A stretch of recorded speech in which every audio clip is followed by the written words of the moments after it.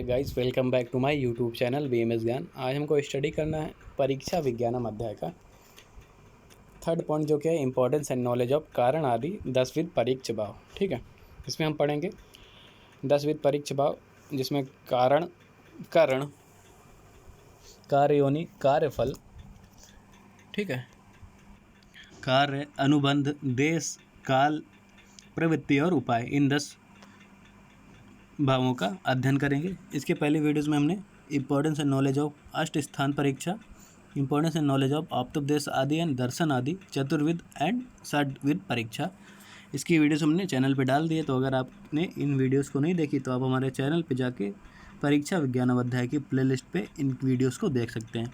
अगर आपको इन वीडियोस की PDF चाहिए तो आप हमारे BMS ज्ञान के ब्लॉग स्पॉट पे जा सकते हैं, जिसकी लिंक मैंने डिस्क्रिप्शन में दे दी है। तो चलिए स्टार्ट करते हैं कारण आदि 10वीं परीक्ष भाव। सबसे पहले हम 10वीं परीक्ष भाव का परिचय देखते हैं। ठीक है, तो 10वीं परीक्ष भाव का जो वर्णन आया है वो चरक के विमान स्थान के 8वें अध्याय, अष्टम अध्याय, रोग भिषक जाति में आया है। ठीक है, तो इसके लिए इन्होंने कहा है कि ज्ञान पूर्वकम ही कर्मणाम समारंभम प्रशंसन्ति ही कुशला। जो भी चिकित्सक होता है या डॉक्टर होता है वो ज्ञान पूर्वक कार्य करने, मतलब चिकित्सा करने को ही प्रशंसित मानते हैं। ठीक है, तो कुशल व्यक्ति जो होते हैं वो ज्ञान पूर्वक ही कार्य करने को अपनी प्रशंसा मानते हैं। इसके लिए जो श्लोक दिया है, ज्ञान पूर्वकम ही कर्मणाम समारंभम प्रशंसन्ति कुशला। अतः कोई भी कार्य करने से पहले या कार्य करने से पहले चिकित्सा, यहाँ पे चिकित्सा कार्य लेंगे, चिकित्सा कार्य करने से पहले परीक्षा कर लेनी चाहिए। इसके बाद कार्य में प्रवृत्त होना श्रेष्ठ माना जाता है। उसके बाद ही कार्य आरंभ करना चाहिए।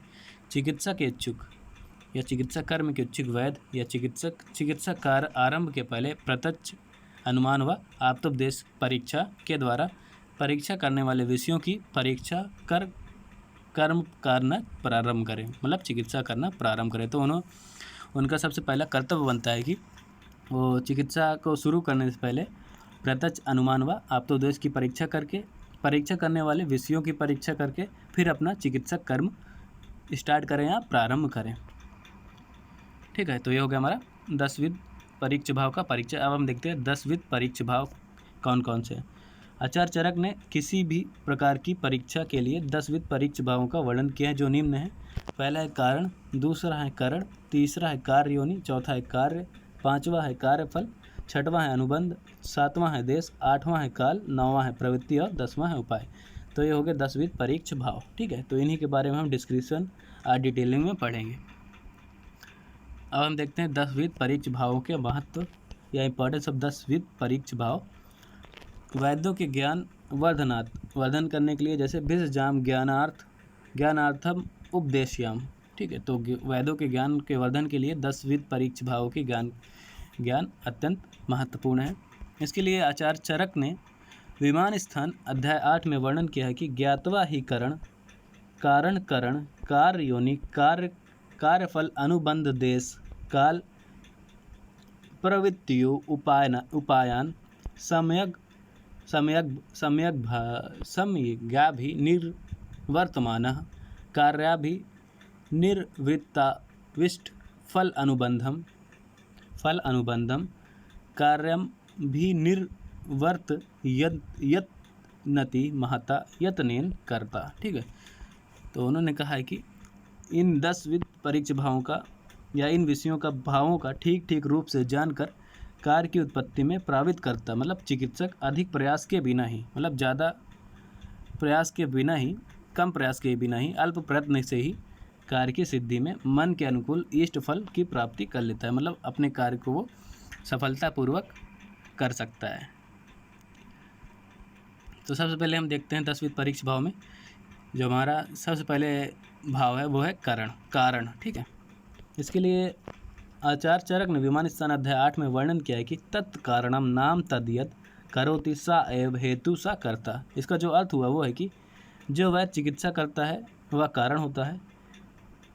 तत्र कारणम, जो वैद्य चिकित्सा करता है वह कारण हो, तत्र कारणम उसी को हेतु भी कहते हैं। सा एव हेतु, और वही कर्ता भी होता है, सा कर्ता। ठीक है, तो जो वैद्य चिकित्सा करता है वह कारण होता है, उसी को हेतु भी कहते हैं और वही कर्ता भी होता है। दूसरा जो वर्णन किया है उन्होंने चरक ने, वो है कि कार्य प्राप्तो कारणम भिस्का, मतलब कार्य प्राप्ति में कारण वैध होता है या भिषक होता है। कार्य प्राप्ति में कारण वैध होता है। यहाँ पे कार्य प्राप्ति का तात्पर्य है कि चिकित्सा द्वारा धातुओं को सम करना, वो कार्य प्राप्ति मतलब चिकित्सा कर्म को संपादन करना या पूर्ण करना। अब देखते हैं एक चिकित्सा में कौन कौन से गुण होने चाहिए या कारण में कौन कौन से गुण संपन्न होने चाहिए। तो उसके लिए आचार्य चरक ने विमान स्थान अध्याय 8 में वर्णन किया है। इसमें हम सबसे पहले देखेंगे यो भिषज्यति, मतलब इसका अर्थ हुआ कि चिकित्सा द्वारा रोग को दूर कर सके। उसकी जो चिकित्सा वो या चिकित्सक जो चिकित्सा कर रहा है, ट्रीटमेंट कर रहा है, उससे वो रोगों को समन करने में समर्थ हो। दूसरा है सूत्रार्थ प्रयोग कुशला। सूत्रार्थ प्रयोग कुशला, इसका मतलब हो गया कि जो आयुर्वेद के सूत्रों का अर्थ जानने और प्रयोग करने में कुशल हो। सेकेंड हो गया। थर्ड जो बताया गया है सर्वथा विदितम, मतलब ठीक ठीक प्रकार से आयु का ज्ञान हो। चौथा है सर्वधातु साम्यम चिकीर्षण अन्न आत्मान वेदिता परीक्षेत। ठीक है, चौथा यह है कि वह सभी धातुओं की समता रखने की इच्छा में से अपनी आत्मा की ही पहली परीक्षा करे। मतलब जो वो कार्य करने जा रहा है, ट्रीटमेंट करने जा रहा है, उस चिकित्सक को अपने आप पे खुद पे कॉन्फिडेंस होना चाहिए कि वो ट्रीटमेंट कर सकेगा या चिकित्सा कर्म कर सकेगा। ये चौथा पॉइंट का मतलब हो गया। अब हम देखते हैं पांचवा जो बताया गया है कि गुणीसु गुणता कार्याभिनिर्वृत्ति पश्यन। इसका अर्थ जो हो गया कि गुणवान वस्तु में गुण का निर्धारण करने के पश्चात ही उसे उपयोग में लाना। छठवां है परवदात श्रुतुता, जो शास्त्रों के ज्ञान से प्रकृष्ट हो, शास्त्रों का ज्ञान हो उसको। सातवां है परिदृष्ट कर्मता, प्रत्येक कार्य को देखकर करने वाला हो, मतलब वैद्य या चिकित्सक जो हो, उस जो कर्म करने जा रहा है वो उस कर्म को बहुत बार या उस प्रोसेस को बहुत बार देखा हो, ठीक है, और उसमें एक्सपर्ट हो। जैसे हम प्रैक्टिस में उसको बहुत बार देखते हैं, फिर उसके बाद हम करते हैं, इसीलिए परिदृष्ट कर्मता यहाँ पे आया है, मतलब वो एकदम एक्सपीरियंस्ड बंदा हो। आठवां है दाक्ष, इसका मतलब है कुशल हो। नौवां सूची पवित्र हो, जित हस्त हाथों का यशस्वी हो, उपकरणवान सभी उपकरणों से युक्त हो, सभी इक्विपमेंट्स हो ट्रीटमेंट के लिए उसके पास, सर्व इंद्रियोपन्न सभी इंद्रियों से युक्त हो, प्रकृति ज्ञा उसको प्रकृति का समझने वाला है, प्रकृति का ज्ञान हो, प्रतिपत्ति ज्ञा मतलब युक्ति को समझना या जिस रोग को जैसा समझना चाहिए उसे हेतु आदि के द्वारा उसी प्रकार से समझने की शक्ति रखना या तत्काल शुद्धि का उदय होना। ठीक है, तो जिस रोग को जैसे समझना है उसके उस हेतु को जान उसका ज्ञान हो और उसी प्रकार उसको समझना चाहिए। तो यहाँ पे कंप्लीट हो गया हमारा कारण। अब देखते हैं हम सेकंड परीक्ष भाव जो कि है करण। ठीक है, इसके लिए आचार्य चरक ने विमान स्थान अध्याय 8 में वर्णन किया है कि करणम पुनस्तद यद उपकरणाय उपकल्पते कर्तु कार्याभिनिर्वृत्तो प्रयत्मांसय। ठीक है, इसका मतलब जो हुआ अर्थ जो हुआ है कि कार्य को संपादन करने के लिए कार्य में प्रवृत्त होने वाले कर्ता के साधन स्वरूप में जो होता है उसे कारण कहते हैं। ठीक है, तो यहाँ पे साधन के लिए जो आया है वर्ड, जो साधन आया वो औषध के लिए आया है, जो कि वैद्य को चिकित्सा कर्म करने में सहायक हो या हेल्पफुल हो। ठीक है, कार्य को संपादन करने में कार्य में प्रवृत्त होने वाले कर्ता औषध के साधन स्वरूप में जो होता है उसे कारण कहते हैं। सेकंड बताया गया है कि करणम पुनर्भेषजम, इसको मतलब करण को औषध भी कहा जाता है, औषध करण को औषध कहा जाता है क्योंकि स्वधातु साम्य रूपी चिकित्सा में कारण वैद्य के सहायक बुद्ध औषध ही होता है। ये हो गया करण। चिकित्सा करने में वैद्य को धातु साम्यता उत्पन्न करने के लिए जो भी सामग्री की आवश्यकता होती है उसे भेषज कहा जाता है। तो जो भी चिकित्सा करने में जो भी सामग्री की आवश्यकता होती है उसे हम भेषज कहते हैं। आश्रय भेद से भेषज के दो प्रकार होते हैं, देव व्यापाश्रय। तो देव व्यापाश्रय में है कि इनमें मंत्र, औषध, मणि धारण, मंगल पाठ, बलि, उपहार, होम, नियम, प्रायश्चित, उपवास, स्वसत यन पाठ, प्राणिपात, गमन आदि क्रियाओं द्वारा जो चिकित्सा की जाती है उसे देव व्यापाश्रय औषध कहते हैं। यहाँ पे स्वासत्यपाठन का अर्थ है कि वैदिक या पौराणिक पाठ। प्रणिपात का है कि देवता, गुरु, ब्राह्मण आदि को प्रमाण करना। तो ये देव वापाश्रय, इसमें औसत भी आता है। दूसरा जो बताया गया है वो है युक्ति व्यापाश्रय। इसमें संशोधन, उपशमन और प्रत्यक्ष फल देने वाली सभी क्रियाओं को युक्ति व्यापाश्रय भेषज कहते हैं। अंग भेद से भी भेषज के दो अन्य भेद होते हैं। पहला अद्रव्यभूत, इसमें अद्रव्यभूत में आता है भय दिखाना, विस्मापन, विस्मारण, क्षोभन, हर्षण, भत्सरण, वध, बांधना, शयन कराना, संवाहन आदि अमूर्त क्रियाओं को और भी जो ठीक ठीक सिद्धि के उपायों के साधनों सभी को उपाय कहा जाता है या अद्रव्यभूत भेषज कहा जाता है। सेकंड है द्रव्यभूत भेषज। इसका उपयोग वमन, विरेचन आदि क्रियाओं में होता है। द्रव्य की परीक्षा निम्न आधार पर की जाती है: द्रव्य की प्रकृति, द्रव्य का गुण, प्रभाव, द्रव्य की उत्पत्ति जिस देश में हुई है, जिस ऋतु में द्रव्य की उत्पत्ति हुई है, ऋतु के अनुसार ग्रहण किया गया, विधि से निहित या द्रव्य संग्रहण, 8वां संस्कार। तो इन सभी 8 पॉइंट्स की परीक्षा कर ही औसत का प्रयोग द्रव्यभूत चिकित्सा के लिए किया जाता है। ठीक है, तो यहाँ पे हमारा कंप्लीट हो गया कारण। अब हम देखते हैं थर्ड पॉइंट परीक्षा भाव का, जो कि है हमारा कार्य योनि। इसके लिए आचार्य चरक ने विमान स्थान अध्याय 8 में वर्णन किया है कि कार्य योनिस्तु साया विक्रीमाणा कार्यत्वम आपादते। ठीक है, एक बार फिर से बोलता हूँ, कार्य योनिस्तु साया विक्रीमाणा कार्यत्व आपादते। ठीक है, इसका जो अर्थ हुआ है कि कार्य योनि या कार्य योनि उसे हम कहते हैं जो भिन्न भिन्न परिवर्तनों को प्राप्त होते हुए कार्य रूप में परिणत हो। ठीक है, तो यहाँ पे भिन्न भिन्न परिवर्तनों मतलब डिफरेंट चेंजेस के बाद या प्रक्रियाओं के बाद, जैसे रोग उत्पत्ति में होता है हेतु सेवन, उसके बाद दोष दुष्टि, फिर धातु वैषम, फिर रोग उत्पत्ति होती है, वही सब परिवर्तनों में कार्य योनि आता है। दूसरा जो बताया गया है कि कार्य योनिर धातु वैषम्यम, रोगी की योनि धातु है, जो रोगी का योनि होता है वो धातु है, और तथा धातु का विषम होना ही कार्य योनि कहलाता है। अब देखते हैं कार्य योनि की परीक्षा। धातुओं का विषम होना कार्य योनि है, उसका लक्षण रोगों को उत्पन्न करना होना है। इसकी परीक्षा हेतु रोग की परीक्षा, अर्थात रोग अधिक लक्षणों से युक्त है अथवा कम लक्षणों से।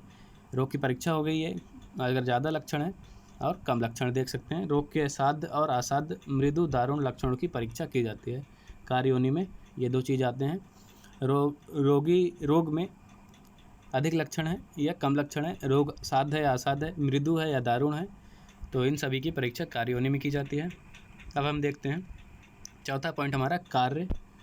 तो इसके लिए जो श्लोक दिया गया है चरक विमान स्थान अध्याय 8 में, वो है कि कार्यम तु तदस्याभि निर्वृत्तिम भिसंधाय कर्ता प्रवर्तते।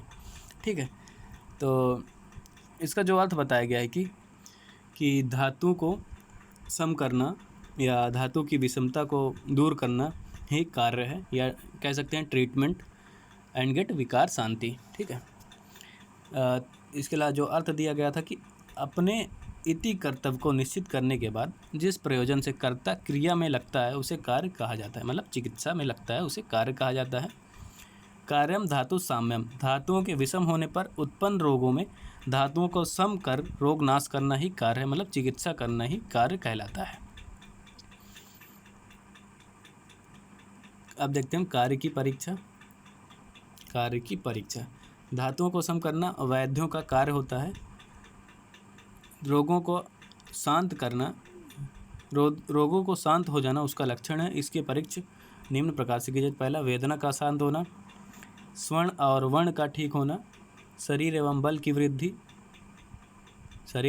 वृद्धि, भोजन करने की इच्छा, आहार में रुचि का होना, समय पर खाए हुए आहार का उचित समय से ठीक पच जाना, समय से निंद्रा आना, बुरे स्वप्नों को ना देखना, सुखपूर्वक समय से सोकर उठना, वात मूत्र पुरीस शुक्र क्या अच्छी प्रकार से बिना किसी कष्ट से निकल जाना, मन बुद्धि व तथा इंद्रियों का सभी तरह से कष्ट रहित होना, अर्थात शारीरिक या मानसिक रोगों से पीड़ित न होना।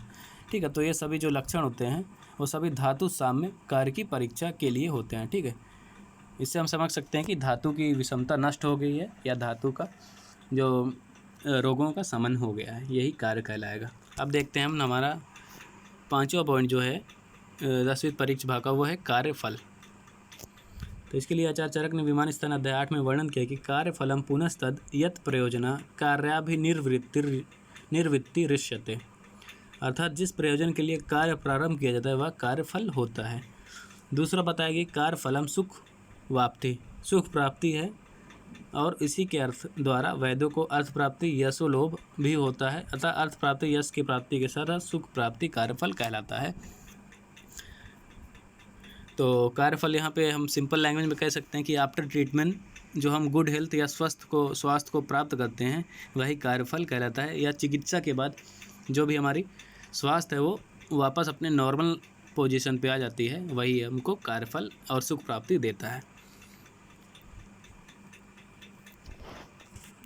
दूसरा जो दिया गया है कि कार्यफल सुख वाप्ति तस्य लक्षणम मनोबुद्धि इंद्र शरीर तुष्टि, अर्थात चिकित्सा रूपी कार्य का फल सुख की प्राप्ति है।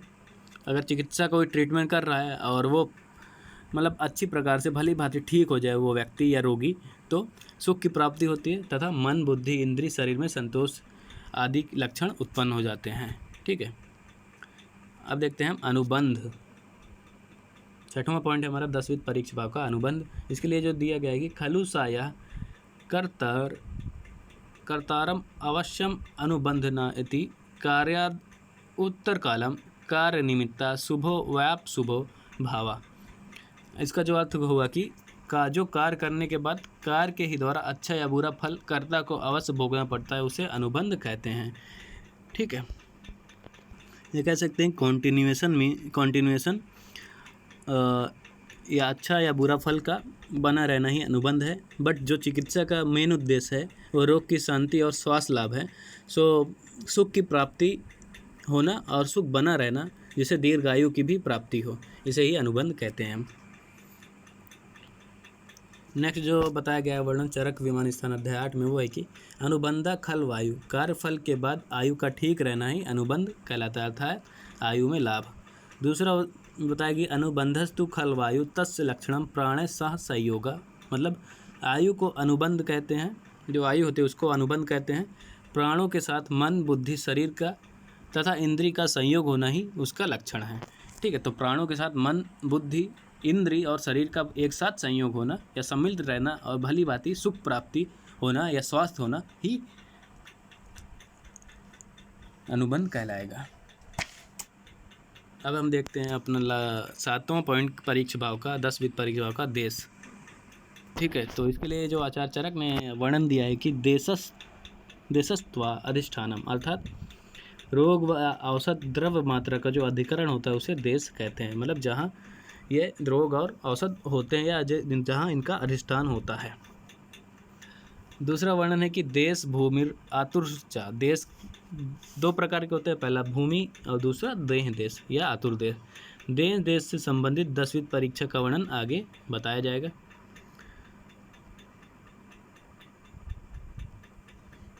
हमारा 8वां पॉइंट है 10वीं परीक्षा में काल पुनः परिणामा। इसका वर्णन है कि जो ऋतु मास आयन एवं वर्ष आदि में स्वयं परिणाम या परिवर्तनशील है उसे काल कहते हैं।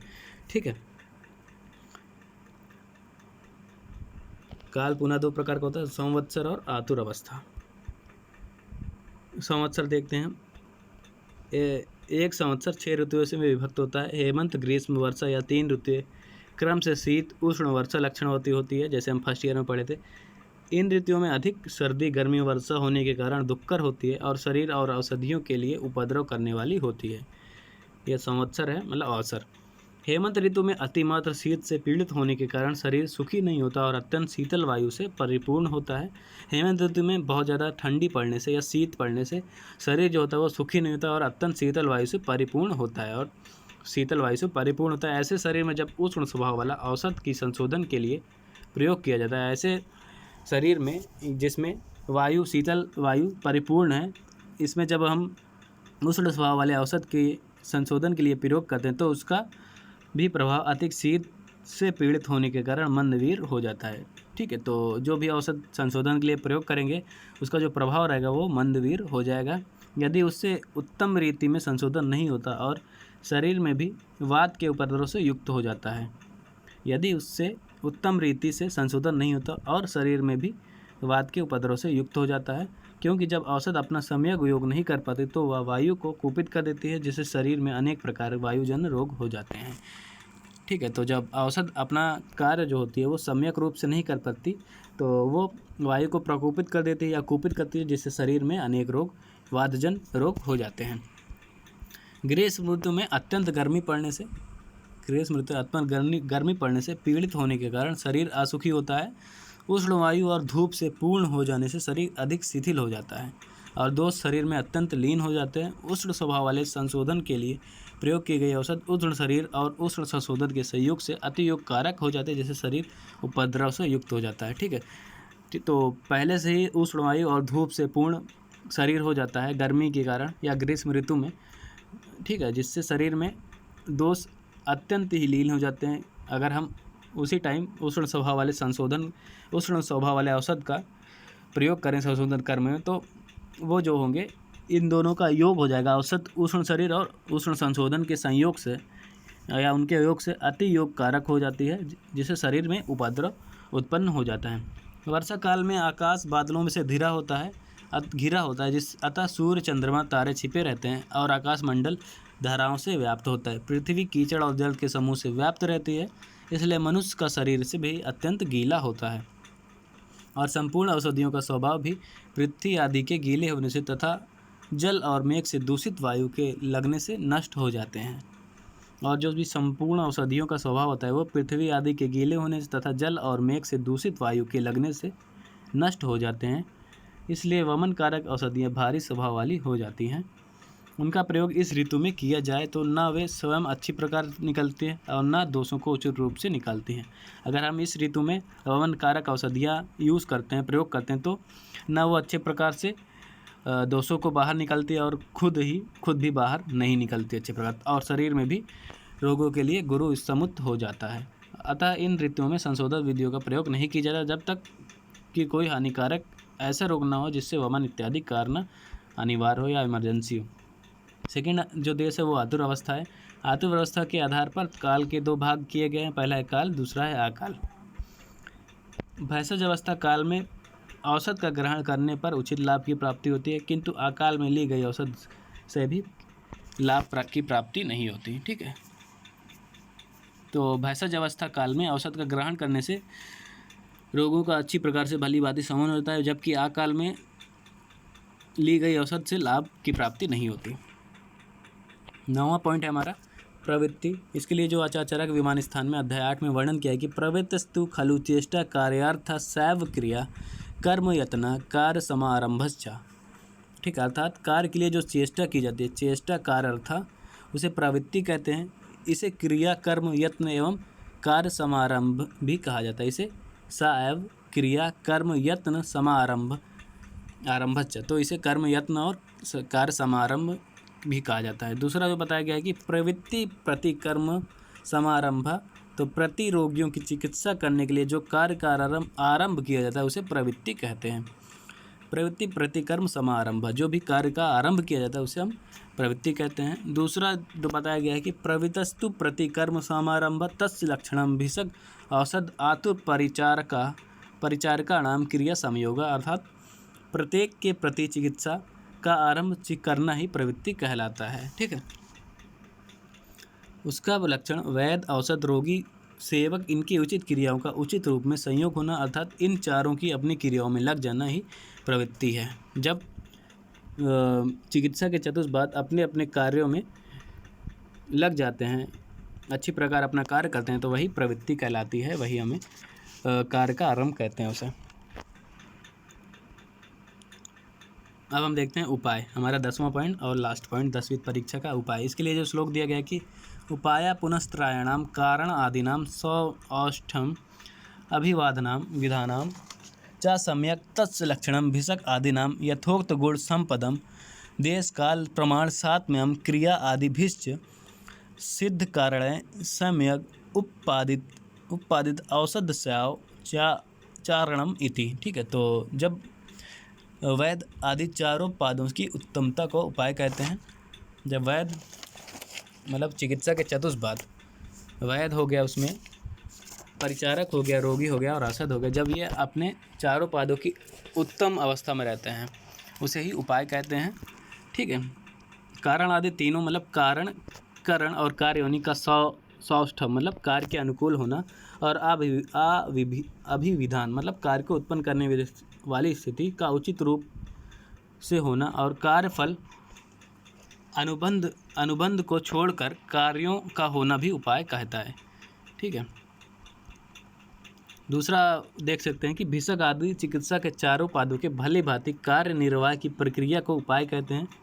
उसका लक्षण भिषक, औषध द्रव, परिचारक मतलब सेवक और रोगी ये अपने गुण से परिपूर्ण हो तथा देश काल प्रमाण साध्य तथा क्रिया आदि सफलता के कारण से उचित विधि से बनाए गए औषध द्रव्यों का प्रयोग करना चाहिए। ठीक है।